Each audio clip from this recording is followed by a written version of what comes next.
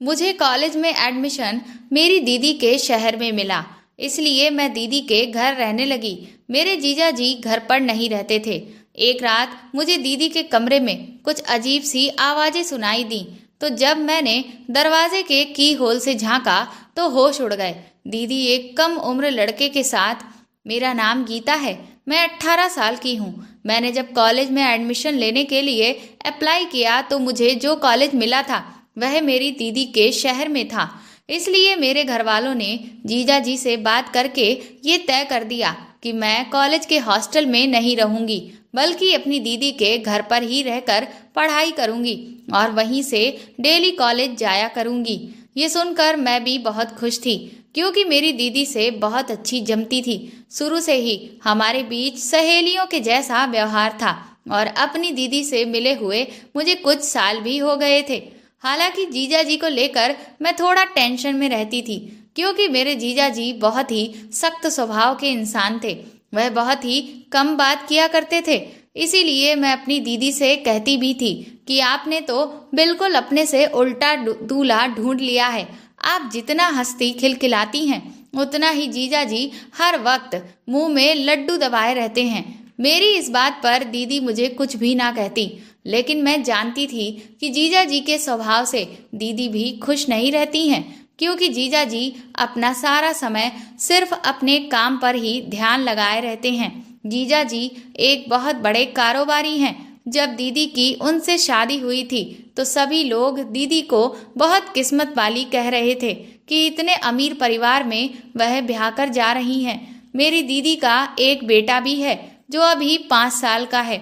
उसका नाम राहुल है। कुछ ही समय के बाद मैं दीदी के घर पहुंच गई। दीदी का घर एक आलीशान बंगला था, जहां किसी भी चीज की कोई कमी नहीं थी। मेरे वहां पहुंचने के दूसरे दिन ही जीजा जी अपने काम के सिलसिले में कहीं बाहर चले गए। लेकिन मैंने एक चीज नोटिस की थी कि वैसे तो दीदी मुझसे मिलने के लिए बहुत बेताब रहती थी और मुझसे मिलकर बहुत खुश हो जाती थी, लेकिन इस बार ना जाने क्यों ऐसा लगा कि जैसे मेरे उनके घर आने से उन्हें उतनी ज्यादा खुशी नहीं हुई है। मैंने सोचा कि शायद मैं कुछ ज्यादा ही सोच ही कॉलेज जाना शुरू कर दिया था। एक दिन दीदी रात को मेरे पास राहुल को लेकर आई और बोली कि क्या तुम आज इसे अपने कमरे में सुला लोगी। मैंने कहा हाँ दीदी, मुझे कोई दिक्कत नहीं है। दीदी कहने लगी कि वो दरअसल आज मैं अपने कमरे की अलमारी ठीक करूंगी। तुम्हें तो पता है कि मुझे कोई भी काम करते हुए गाने सुनने की आदत है, और अगर मैं गाने चलाऊंगी तो राहुल जाग जाएगा। बस इसीलिए आज इसे अपने कमरे में सुला लो। मैंने कहा कि आप परेशान मत होइए, मैं अच्छे से राहुल का ख्याल रखूंगी। उसके बाद मैं लेटकर सो गई। लेकिन आधी रात को मुझे जब प्यास लगी तो मैंने उठकर जग का पानी गिलास में उड़ेला तो देखा कि जग में तो पानी ही नहीं था। इसलिए मैं किचन की तरफ पानी लेने जाने लगी। तभी मुझे दीदी के कमरे से कुछ अजीब तरह की आवाजें सुनाई दी। मैं सोचने लगी कि दीदी इतनी रात को क्यों जाग रही हैं। मैं इस बात को नजरअंदाज करके किचन में चली गई, लेकिन जब मैं लौट कर आई तब मुझे फिर से कुछ बहुत ही अजीब सी आवाज आई। इस बार मुझसे रहा नहीं गया। मैंने सोचा एक तो जीजा जी भी नहीं है, कहीं ऐसा ना हो कि दीदी किसी परेशानी में हो। इसीलिए सोचा कि एक बार मैं उनसे पूछ लेती हूँ कि वह इतनी रात को क्यों जाग रही हैं। इसलिए उनके दरवाजे के पास मैं पहुंची, लेकिन दरवाजा अंदर से बंद था, पर आवाजें अभी भी आ रही थीं। इसलिए मैं दरवाजे के की होल से अंदर देखने लगी कि कमरे के अंदर हो क्या रहा है। लेकिन अंदर का नजारा देखकर तो मेरे होश उड़ गए। मुझे सब कुछ पूरी तरह से साफ तो नहीं दिख रहा था, लेकिन जो मैंने देखा उससे मेरे पसीने छूट गए। अंदर मुझे दीदी ऐसी अवस्था में दिख रही थी जो किसी के भी होश उड़ा दे, और उनके साथ में मुझे कोई आदमी भी खड़ा दिखा जो उनके साथ उस तरह की चीज कर रहा था। मुझे उस आदमी का चेहरा नहीं दिखता है। वह सब देखते ही मैं तुरंत ही झटके से वहां से हट गई और घबराकर अपने कमरे में चली आई। मैं सोचने लगी कि मैंने बेकार ही दीदी के कमरे में झांक कर देखा। मुझे ऐसा नहीं करना चाहिए था, लेकिन मुझे क्या पता था कि जीजा जी वापस आ गए हैं। मुझे अंदर ही अंदर बहुत शर्मिंदगी महसूस हो रही थी, लेकिन फिर मैंने सोचा कि मैं इस बारे में कभी किसी को भी नहीं बताऊंगी कि मैंने ऐसा भी कुछ देखा था, क्योंकि किसी के भी निजी पलों को देखना बहुत ही गलत बात है। अगली सुबह मैं कॉलेज जाने के लिए तैयार होकर डाइनिंग टेबल पर नाश्ता करने पहुंची तो दीदी पहले से ही वहां बैठी हुई थी। थोड़ी देर नाश्ता करने के बाद मैंने दीदी से कहा कि क्या जीजा जी अभी भी सो रहे हैं, तो दीदी ने मेरी तरफ हैरान होकर देखा और बोली कि तुम्हारे जीजा जी तो अभी अपने काम से लौट कर ही नहीं आए हैं। दीदी की बात सुनकर तो मैं दंग रह गई। उसके बाद मेरी बोलती ही बंद हो गई, लेकिन दीदी ने कहा कि तुम्हें ऐसा क्यों लगा कि तुम्हारे जीजा जी वापस आ गए हैं। अब मैं उन्हें उनकी इस बात का क्या जवाब देती कि मैंने कल रात को क्या देखा था, जिसकी वजह से मेरे दिमाग में ये ख्याल आया। मैंने तुरंत ही बहाना बना दिया कि मैं तो बस ऐसे ही पूछ रही थी। मेरे मन में ख्याल आया कि शायद अब तक तो जीजा जी लौट आए होंगे, बस इसीलिए मुझे ऐसा लगा। उस वक्त से दीदी ने मेरी बात मान ली और मैंने भी चैन की सांस ली। लेकिन अब तो मेरे दिमाग में हजारों सवाल चलने लगे थे कि अगर जीजा जी अभी तक लौट कर नहीं आए हैं तो फिर दीदी के साथ उनके कमरे में आखिर वह आदमी कौन था, और वह दोनों उस तरह की चीज आखिर कैसे कर सकते हैं। मैं सोचने लगी कि क्या दीदी जीजा जी को धोखा दे रही हैं। फिर मैंने सोचा कि नहीं नहीं, मेरी दीदी ऐसा नहीं कर सकती है। लेकिन मैंने जो भी अपनी आंखों से देखा उसे मैं झुठला नहीं सकती थी। फिर आखिर वह सब क्या था? अब तो मैं बहुत ज्यादा घबरा रही थी कि आखिर ये सब इस घर में हो क्या रहा है। धीरे धीरे इसी तरह से दिन बीतने लगे और मैं ना चाहकर भी दीदी की हर एक हरकत पर बहुत ज्यादा ध्यान देने लगी थी। मैंने देखा था कि दीदी ज्यादातर अपने फोन में ही लगी रहती थी और जीजा जी घर पर नहीं थे, लेकिन इसके बावजूद भी वह हर रोज खूब सस्ती सवरती थी। एक बार जब मैं अचानक से दीदी के कमरे में पहुंच गई तो वो किसी से वीडियो कॉल पर बात कर रही थी, लेकिन मेरे कमरे में पहुंचते ही वह बुरी तरह से घबरा गई और मुझे ऐसे दिखाने लगी कि जैसे वह वीडियो कॉल पर बात नहीं कर रही थी बल्कि फोन पर कुछ काम कर रही थी। मुझे ये सब बहुत अजीब लगने लगा कि वीडियो कॉल पर बात करना कोई गुनाह तो नहीं है, लेकिन फिर दीदी मुझसे ये सब छुपा क्यों रही हैं? आखिर वह किससे बातें करती हैं? समय बीत रहा था लेकिन मेरे किसी भी सवाल का जवाब मुझे नहीं मिल रहा था। जीजा जी तो कई कई महीनों तक घर से बाहर ही बने रहते थे। दीदी एक अजीब काम ये भी करती थी कि वह कुछ कुछ दिन छोड़कर राहुल को मेरे पास लिटाने के लिए ले आती थी और कोई न कोई काम का बहाना बनाती थी। इन सब की वजह से मुझे अब दीदी के ऊपर शक होने लगा था, क्योंकि पहले तो मैं जब भी दीदी के पास आई और अगर जीजा जी घर पर नहीं हुए तो दीदी मुझे अपने कमरे में लेटने को कहती थी और मुझसे ढेर सारी बातें करती थी। लेकिन इस बार तो उन्होंने मुझे एक बार भी अपने कमरे में लेटने को नहीं कहा था और अब मुझसे बहुत ज़्यादा बात भी नहीं करती थी, बल्कि पूरा टाइम बस फ़ोन पर ही लगी रहती थी। कुछ टाइम बाद मेरे कॉलेज के एग्ज़ाम हो गए और मेरी छुट्टियां शुरू हो गईं तो मम्मी का फ़ोन आया और उन्होंने कहा कि वह नानी के घर जा रही हैं, इसीलिए मैं और दीदी भी वहीं से नानी के घर पहुंच जाएं।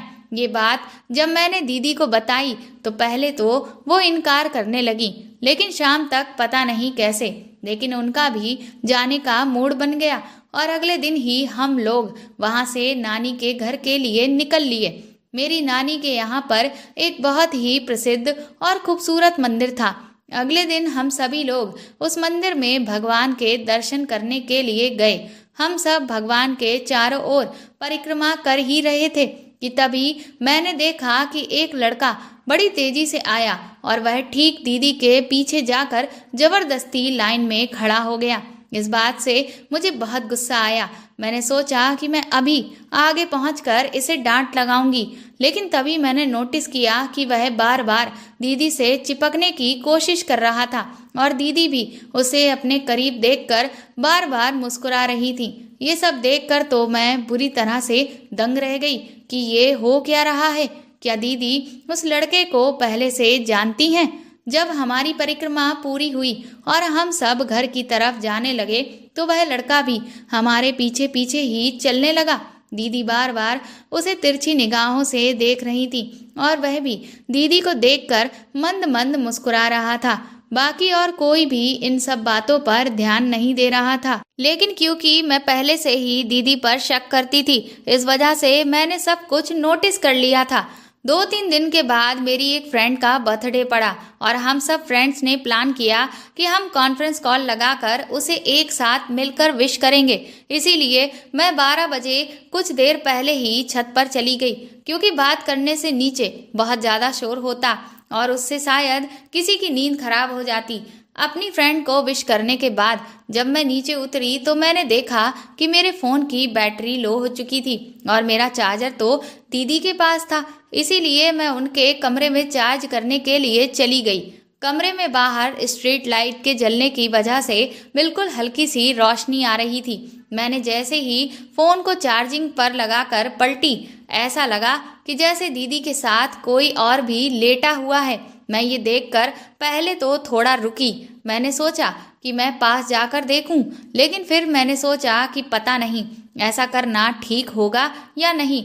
इसलिए मैं चुपके से कमरे से ऐसे बाहर चली आई जैसे मैंने कुछ भी नहीं देखा और बाहर सोफे के पीछे जाकर छुप गई। करीब 10 मिनट के बाद दीदी के कमरे से किसी आदमी को बाहर निकलते देखा। इसका मतलब मेरा शक सही था कि दीदी के कमरे में कोई दूसरा आदमी भी था जो उनके साथ लेटा हुआ था। उस आदमी को देखते ही मैं तुरंत उसकी तरफ चिल्लाकर भागी, लेकिन वह भी बहुत ही फुर्ती से भागकर बाहर चला गया और बाहर खड़ी अपनी मोटरसाइकिल को स्टार्ट करके तुरंत वहां से भाग गया। मैं उसका चेहरा नहीं देख पाई। जब मैं पीछे पलटी तो दीदी भी घबराई हुई मेरे पीछे खड़ी हुई थी। मैंने दीदी से कहा, वह आदमी कौन था? वो अनजान बनते हुए बोली, कौन? तुम किसकी बात कर रही हो? मुझे तो कुछ नहीं पता। मैं तो तुम्हारी आवाज़ सुनकर बाहर आई। मैंने कहा कि अभी अभी आपके कमरे से एक आदमी बाहर निकलकर मोटरसाइकिल पर बैठकर गया। तो दीदी ने कहा कि मेरे कमरे में तो कोई नहीं था, सिर्फ मैं और राहुल ही थे। मैंने कहा कि ऐसा नहीं है, उस आदमी को मैंने आपके बगल में लेटे हुए देखा था। तो दीदी कहने लगी कि मेरा दिमाग खराब हो गया है, मुझे जागते हुए सपने आ रहे हैं। मैंने कहा मैं झूठ नहीं बोल रही हूँ, वो अभी मेरे सामने से निकल कर गया है। तो कहने लगी कि हो सकता है वह कोई चोर हो। अब मैं समझ चुकी थी कि दीदी से बहस करने का कोई मतलब नहीं है, क्योंकि अपनी बात को साबित करने के लिए मेरे पास कोई सबूत नहीं था। लेकिन दीदी के चेहरे का डर देखकर साफ पता चल रहा था कि मैं जो कुछ कह रही हूँ वो 100% सच था। लेकिन वो खुद को बचाने की पूरी कोशिश कर रही थी, इसीलिए मैंने उनसे फिर कुछ भी नहीं कहा, चुपचाप अपने कमरे में चली गई। सुबह हुई तो दीदी बहुत ही घबराई हुई सी लग रही थी और ऐसा लग रहा था जैसे वो बार बार मुझसे बात करने की कोशिश कर रही हो और मुझे खुश करना चाहती हो। लेकिन मुझे अब अपनी दीदी पर बहुत ज़्यादा गुस्सा आ रहा था, क्योंकि वह जीजा जी को धोखा देकर ठीक नहीं कर रही थी। खैर, कुछ दिनों के बाद हम लोग वापस लौट आए। मैंने अपने कॉलेज जाना शुरू कर दिया और दीदी पर ध्यान देना भी मैंने बंद कर दिया था। लेकिन फिर भी मैंने एक चीज़ नोटिस की थी कि जब से दीदी नानी के घर से लौटी थी तब से वह मुझे काफ़ी परेशान सी लग रही थी। लेकिन अब मैं उनसे बहुत ज़्यादा बात नहीं करती थी, इसलिए मैंने उनसे उनकी परेशानी का कारण नहीं पूछा। फिर एक दिन बड़ी अजीब बात हुई। जिस लड़के को मैंने मंदिर में देखा था उसी की मेरे पास फेसबुक पर फ्रेंड रिक्वेस्ट आई। मैं उसकी डीपी देखते ही पहली नज़र में उसे पहचान गई, लेकिन मैंने उसकी रिक्वेस्ट को एक्सेप्ट नहीं किया। अब मुझे लगने लगा था कि हो न हो उस रात जिस आदमी को मैंने दीदी के कमरे से चोरों की तरह निकलते हुए देखा था वह वही मंदिर वाला लड़का था। 2-3 दिन के बाद ही जब मैं कॉलेज से लौट के आई तो मेरे पास एक किसी अननोन नंबर से कॉल आया। उसने मुझसे कहा कि वह दीदी से यानी पूनम से बात करना चाहता है। तो मैंने कहा कि आप कौन बोल रहे हैं? तो कहने लगा कि तुम अपनी दीदी को फ़ोन तो दो, वो खुद ब खुद मुझे पहचान जाएंगी। मुझे लगा कि होगा कोई दीदी की पहचान वाला, इसीलिए मैंने जाकर दीदी को फ़ोन पकड़ा दिया। दीदी मुझे कहने लगी कि तुम्हारे फ़ोन पर आखिर मेरा किसका फ़ोन आ गया। तो मैंने कहा कि मुझे नहीं पता। मैंने उससे पूछा पर वो कह रहा है कि आप उसे खुद ही पहचान जाएंगी। उसके बाद दीदी ने जैसे ही उस इंसान से बात करना शुरू किया, उनके चेहरे का रंग सफ़ेद हो गया। वो तुरंत ही घबरा कर मेरा फ़ोन लेकर अपने कमरे में चली गईं और दरवाजे को अंदर से बंद कर लिया। अब मुझे समझ ही नहीं आ रहा था कि आखिर ये इंसान कौन था जिससे बात करते ही दीदी की हालत खराब हो गई। थोड़ी देर के बाद जब दीदी अपने कमरे से निकल कर आई तो वह बहुत ही डरी हुई लग रही थी और मुझसे कहने लगी कि अभी जिस नंबर से तुम्हारे पास फ़ोन आया है उसे अभी के अभी ब्लॉक कर दो। मैंने कहा कि लेकिन ये नंबर है किसका? तो कहने लगी कि तुमसे जितना कह रही हूँ उतना ही करो, ज़्यादा सवाल जवाब मत करो। मैंने उस नंबर को तुरंत ही ब्लॉक कर दिया। मुझे तो समझ नहीं आ रहा था कि आखिर दीदी ये सब कर क्या रही हैं और ये लड़का कौन है और इसके पास आखिर मेरा नंबर कहाँ से आ गया। लेकिन मुझे नहीं पता था कि अभी तक जो कुछ चल रहा है वह तो कुछ भी नहीं। असली बिजली तो अब मेरे ऊपर आगे गिरने वाली थी। मेरा रिजल्ट आने वाला था और मुझे पूरा भरोसा था कि मैं बहुत अच्छे नंबरों से पास हो जाऊंगी। इसलिए मैंने किसी को भी अपने रिजल्ट के आने के बारे में नहीं बताया था ताकि मैं सबको सरप्राइज कर सकूं।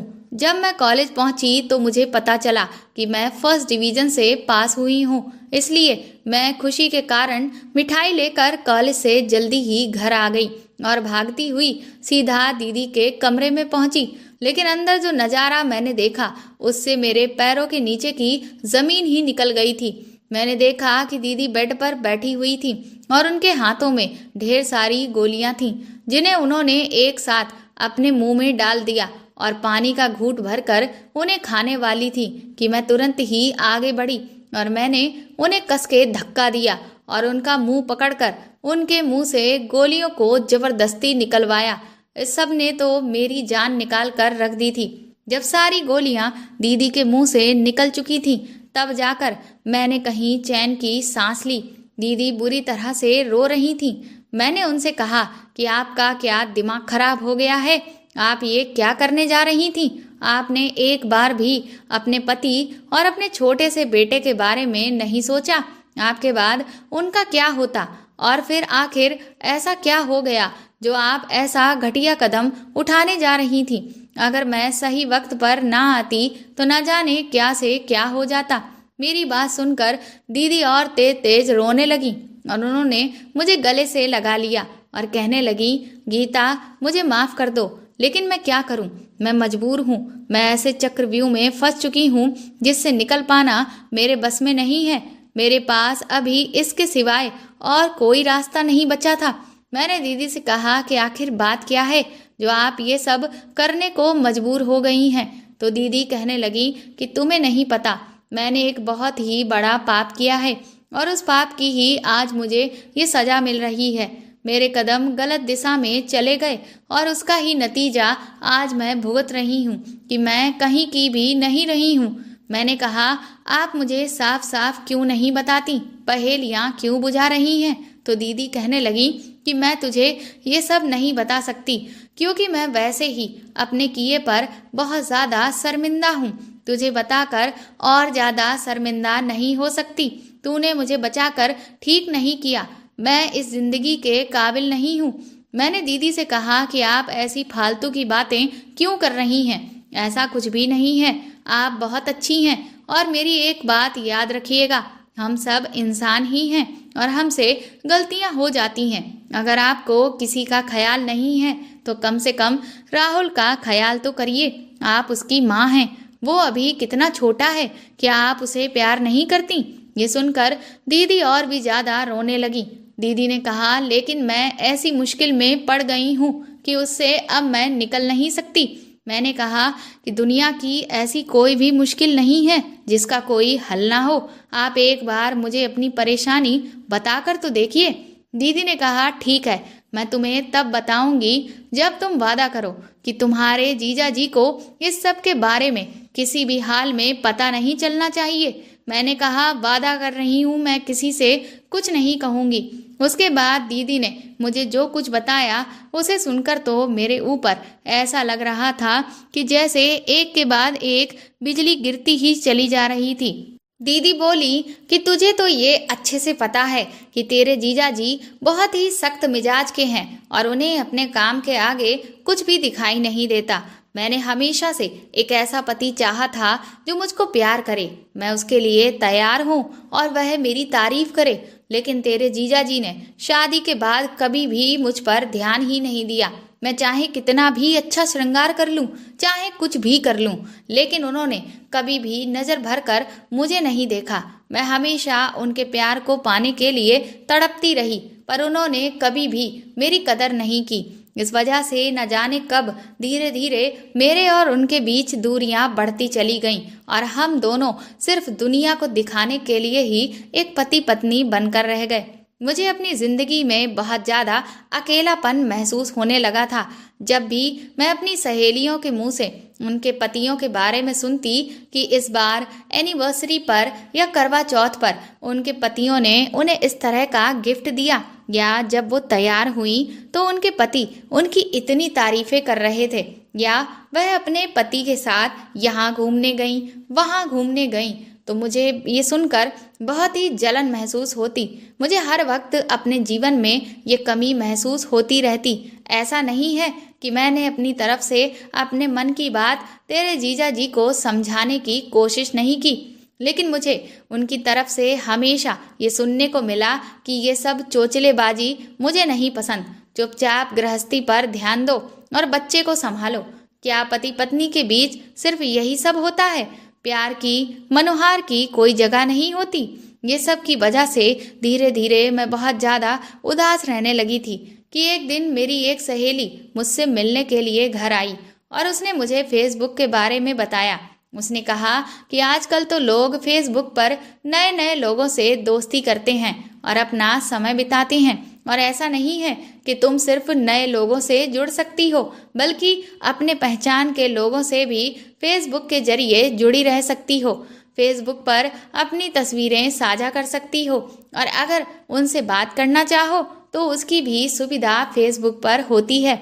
उसने तुरंत मेरी फेसबुक पर एक आईडी बनाकर तैयार कर दी, लेकिन मुझे उस समय कोई खास रुचि नहीं आ रही थी। शाम को ही मेरे फ़ोन पर फेसबुक के नोटिफिकेशन की रिंगटोन बजी। मैंने जब देखा तो किसी एक लड़के की फ्रेंड रिक्वेस्ट पड़ी हुई थी।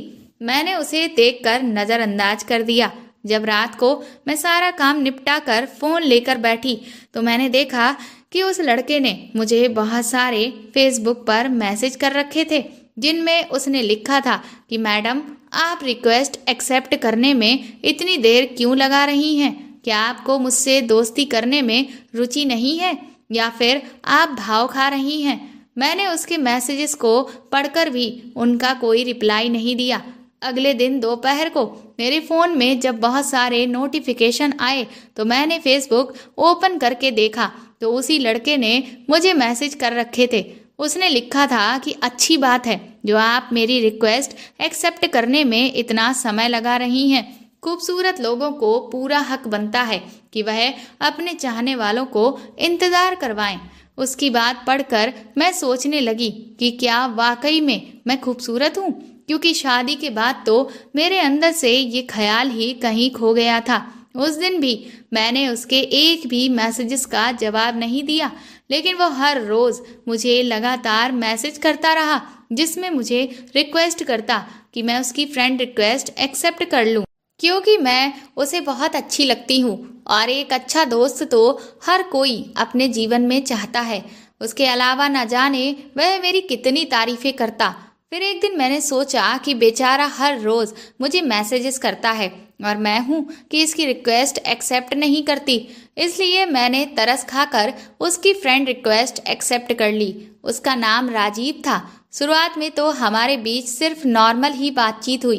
वो अक्सर मेरी हर बात में तारीफ करता और मुझसे कहता कि मैं दिखने में बहुत ही सुंदर हूँ। उसकी बातों में न जाने कौन सा जादू था कि उससे बात करके मुझे धीरे धीरे अच्छा लगने लगा और फिर तो जैसे उसे हर बात बताने की मेरी आदत सी हो गई।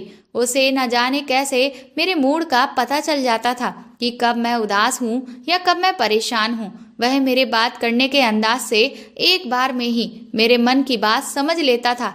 ये देखकर मैं बहुत हैरान रह जाती थी कि मेरी परेशानी जो मेरे पति सामने है उनको तक नहीं दिख रही, लेकिन ये लड़का जो मुझसे इतनी दूर बैठा हुआ है मेरे बात करने के अंदाज से ही मेरे मन के सारे हाल को बयां कर देता है। अगर कभी मुझे चोट लग जाती तो तुम्हारे जीजा जी को तो मेरे किसी भी दर्द या तकलीफ से कोई फर्क नहीं पड़ता था, लेकिन अगर उसे मैं अपनी तकलीफ के बारे में बताती तो वह बेहाल हो जाता और मुझे बार बार खुद का ख्याल रखने के लिए कहता। इसी बीच करवा चौथ पड़ा और मैं तुम्हारे जीजा जी के लिए बहुत अच्छे से तैयार हुई, लेकिन तुम्हारे जीजा जी से कहने के बावजूद भी वह उस दिन अपने ऑफिस से जल्दी लौट कर नहीं आए। मैं भूखी प्यासी उदास बैठी उनका इंतजार कर रही थी कि तभी उस लड़के का फेसबुक पर वीडियो कॉल आने लगा। मैंने वीडियो कॉल उठाई तो वो खुश होकर मुझसे बोला कि मैं आपको एक बार देखना चाहता था, बस इसीलिए मैंने आपको कॉल किया। मैं जानता हूँ कि इस वक्त आप बिजी होंगी, लेकिन क्या करूँ, मैं अपने मन को समझा नहीं पा रहा था। मैंने उससे कहा कि नहीं, मैं इस वक्त बिजी नहीं हूँ। तो कहने लगा, और सर ने आपको करवा चौथ पर क्या गिफ्ट दिया? उसकी ये बात सुनकर जैसे मेरे दिल में दबा हुआ दर्द मेरी आंखों से बहने लगा। वह मुझे रोता हुआ देखकर बुरी तरह से परेशान हो गया और पूछने लगा कि आखिर बात क्या है। तो मैंने उसे सब कुछ बता दिया कि मैं भूखी प्यासी इनका इंतजार कर रही हूँ, लेकिन ये अभी तक नहीं आए। ये सुनकर वो नाराज होने लगा कि सर को आपकी बिल्कुल कदर ही नहीं है, न जाने कैसे इंसान है वह। मेरी बीवी अगर इतनी सुंदर होती तो मैं तो उसे पलकों पर बिठा कर रखता, लेकिन सर हैं कि आप पर बिल्कुल ध्यान ही नहीं देते। कम से कम आज के दिन तो उन्हें आपका ख्याल होना चाहिए। आप न जाने कब से भूखी प्यासी बैठी हैं। वो मुझसे बोला, लेकिन आप अपने मन को उदास मत करिए, मेरी खातिर एक बार मुस्कुरा दीजिए। मैंने उससे कहा कि मेरा बिल्कुल भी मुस्कुराने का मन नहीं है। तो कहने लगा कि सच में आज भी सर ने आपका मूड खराब कर दिया।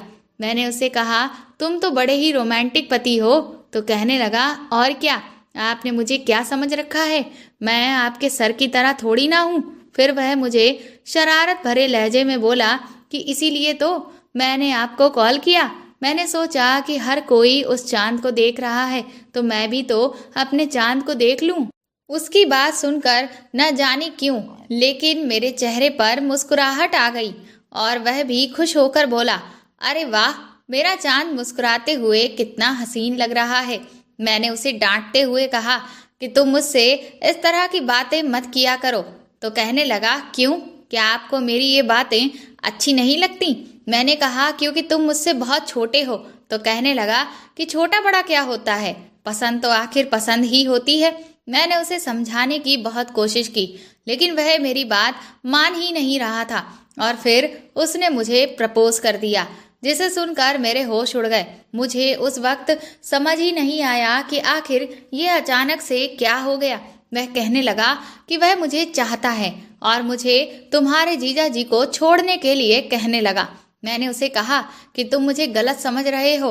तो बोला कि आखिर इस सब में बुराई ही क्या है, मैं आपको सच्चे दिल से प्यार करता हूँ और आप मुझे जब मैंने देखा कि वह मेरी कोई बात समझने को तैयार ही नहीं है तो मैं फ़ोन स्विच ऑफ करके रख दिया।